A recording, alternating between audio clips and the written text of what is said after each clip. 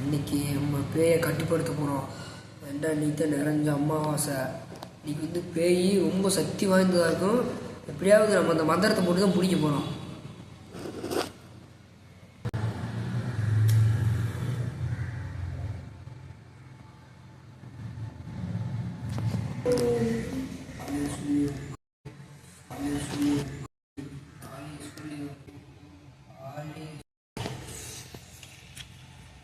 சாமி இதான் கட்டு பூஜையா?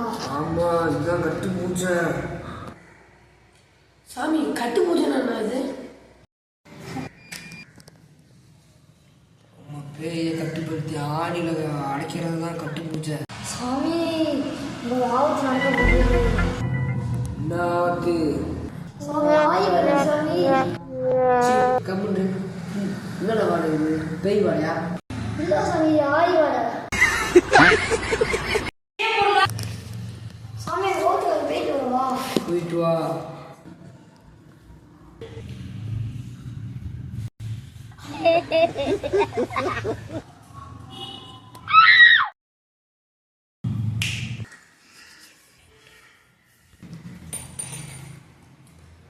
என்ன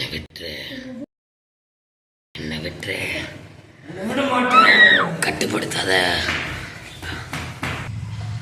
தம்பி, இந்த பேய் இந்த ஆணில் அடைக்கிறது. தம்பி, இந்த ஆணிக்கு வேற எங்கேயும் சார்ஜ் வைங்க. என்னடா பேய் மாதிரி வந்துடும். சாமி அப்போ இந்த ஆணி அனுஷ்டம் பேய் தொல்லை இனிமே இல்லை.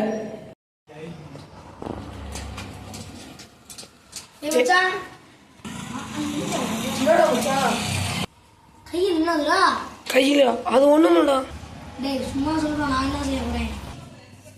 ஏய் மச்சான், அந்த பேய் நம்மளை ஒரு பேய் தொல்லை பண்ணிச்சுடா. இந்த ஆணியில் அடக்கியிருக்காங்கடா. இதை போய் நம்ம மாற்றலாம், ஹெல்ப் பண்ணுறியாடா? சரிடா, ரொம்ப நல்லதா போச்சு அந்த பேய்ட்டு தப்பிச்சது. சரி இந்தாடா டேய் ஆணி ஆணி, இந்தாடா ஆடா போலாம். இதுல அந்த பேய் இருக்குடா.